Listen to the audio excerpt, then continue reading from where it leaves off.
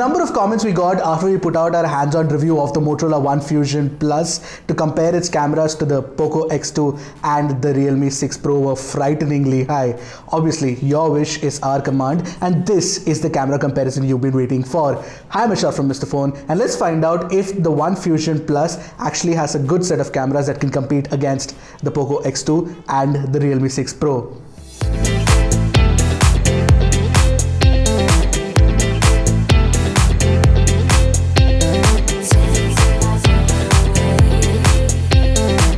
But before we move on, don't forget to hit that red subscribe button and the bell icon right next to it to get notified whenever Mr. Phone puts out an awesome new tech video. Also, we're building communities over at Telegram and Instagram, links to which should be in the description below. You can go and talk with like-minded people.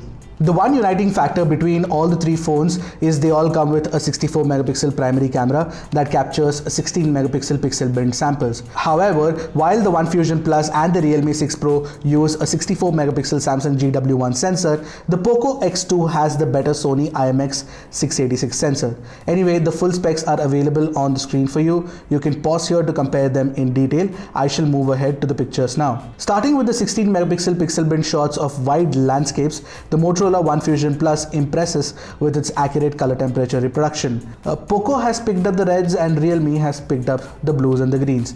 As far as details go, the Poco X2 is the sharpest of the lot, from the center to the other side of the road to the corners. That's mostly to do with the excellent Sony IMX686 sensor coupled with great optics. But to be honest, the difference in detail levels is not so much that it makes the Moto One Fusion Plus look bad or anything, or even the Realme 6 Pro for that matter. Now you can also shoot at 64 megapixel high resolution using the three phones. The Realme 6 Pro has an algorithm that completely bungles up the post-processing and sharpens the details to make it look unnatural.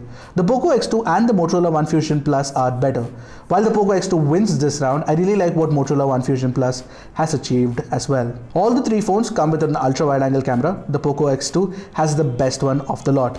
The colors are near accurate, the dynamic range is the best, and the details are crisper at close crop around the corners and the center. In fact, the One Fusion Plus's wide-angle camera is actually pretty bad. It is very soft and has a very weird color science going on. The Realme 6 Pro sample is just an oversaturated mess, as you all can see for yourself. Moving on, the Realme 6 Pro has a trump card in the form of a dedicated telephoto camera with 2x optical zoom, which is why in our test sample it has the most refined textures compared to the Poco X2 or the One Fusion Plus when you look at the image at 100% crop. And when it comes to 2x digital zoom, I like the Moto One Fusion Plus's algorithm here, plus the added contrast makes the picture look very crisp when you don't zoom in.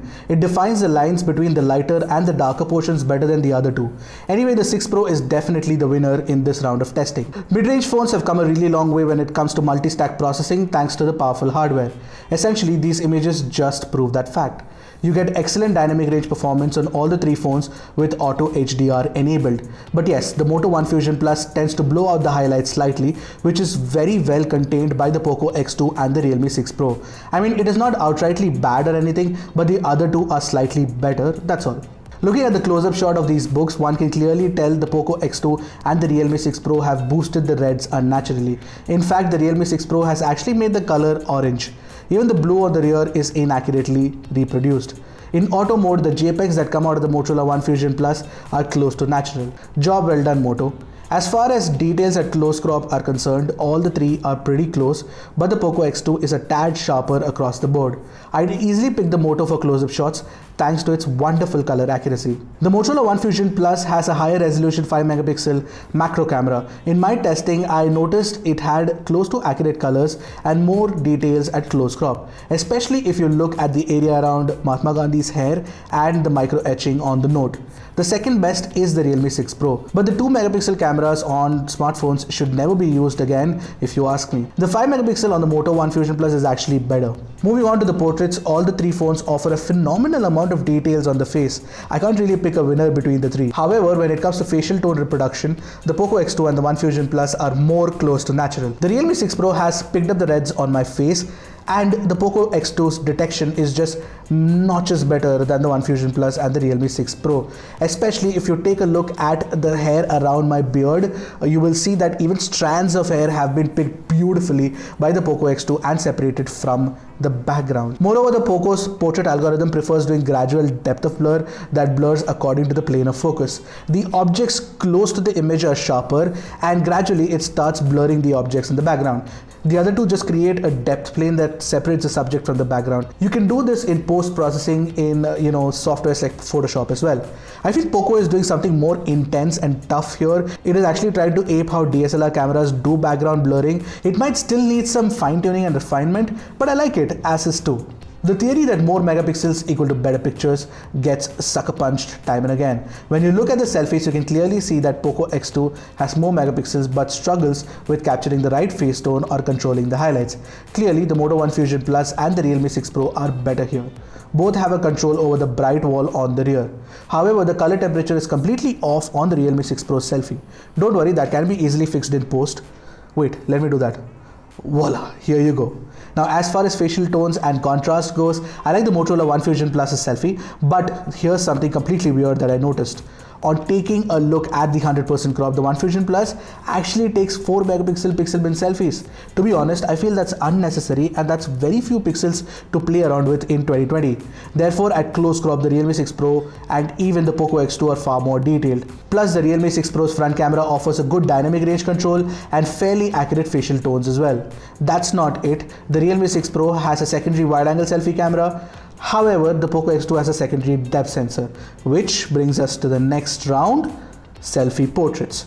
So since the Poco X2 has a depth sensor for selfies, should we declare it the winner? Absolutely not. Seriously, this is my biggest pet peeve about the wonderful hardware. Don't give me a dual punch hole cutout on the front if you're going to add a shitty depth sensor. The edge detection is almost on par on all the 3 phones, and the level of blur is equally good on all the 3 as well. So if you look at the color corrected Realme 6 Pro image, it would easily be the pick of the lot for many folks. When it comes to selfie performance, Realme has really nailed the algorithm despite a few minor color temperature reproduction issues here and there. All the phones can shoot at 4K 30 FPS with ease. In fact, the One Fusion Plus goes one step further and gives you the option to shoot in HEVC format. What I noticed in the videos is the Motorola One Fusion Plus is the best when it comes to color accuracy, details and sound recording. The Poco X2 and the Realme 6 Pro offer more stable footage. Hey guys, I'm shooting a 4K 30 FPS video using the Motorola One Fusion Plus and the Poco X2 right now. You guys can let me know in the comment section what you thought about the colors, the image quality, the image stabilization and the sound recording. As I walk our panning up slightly against the light and show you guys what that looks like. When it comes to dynamic range performance, the 3 phones handle it differently. You get better foreground exposure on the Poco X2 but a better background control on the Realme 6 Pro. The Moto One Fusion Plus is like a nice middle ground between the 3.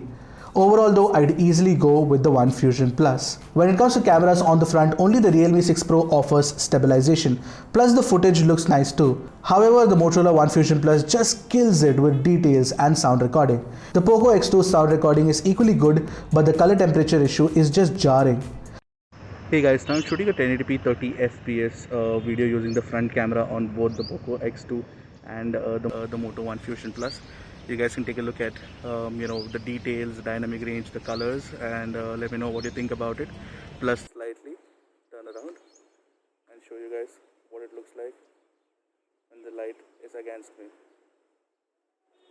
Overall, I'd pick the Moto One Fusion Plus for overall quality and sound, and the Realme 6 Pro for its awesome stabilization despite the crop. Shooting in incandescent conditions, you can tell the Realme 6 Pro has a much cooler image and the Poco X2 has a warmer color temperature. At close crop, the Poco X2's software doesn't apply any noise correction algorithm, but it does this to ensure you get natural details with no artifacts. For example, if you take a look at the area around the plant and the Dyson purifier, you will see the Poco X2 offers crisper details. In comparison, the Realme 6 Pro is softer and the Moto One Fusion Plus software tends to create blotches of noise. However, the noise on the Poco X2 sort of gets annoying in the darker portions of the image. Check the area around the dining table to see for yourself. Also, it gets softer too. Anyway, it is really tough to pick one phone as the winner here, unless you get annoyed by excessive noise. Then you won't like the Poco X2's processing or the lack thereof one bit. But that is the right way to do processing. You get natural details because the software algorithms mostly botch up details in pictures by making it soft or creating artifacts.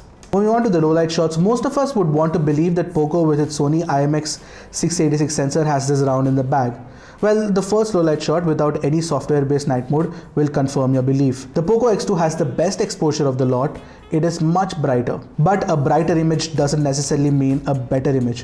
For example, when you look at the 100% crop of the well-lit staircase, you will see that Moto's camera is no slouch. Switching on the night side on the Moto One Fusion Plus, you will notice that the picture is as bright as the other three.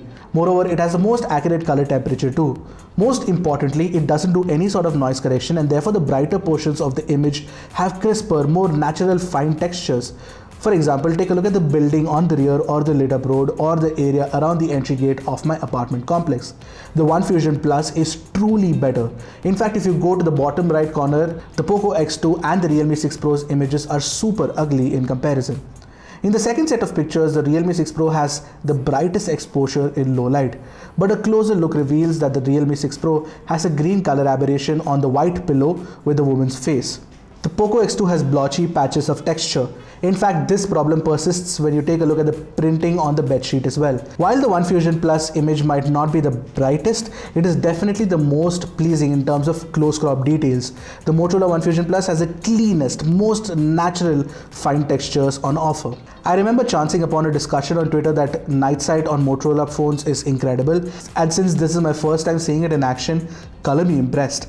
Technically, Motorola is clearly doing the right thing here. I know a lot of folks will be happy with the brighter exposure, and that's fine, but it is not necessarily the better image like I mentioned before. In fact, the One Fusion Plus's night sight processing reminds me of the way Apple does night mode on its flagship iPhones. With flash on, the Poco X2 is better. The logic is simple here.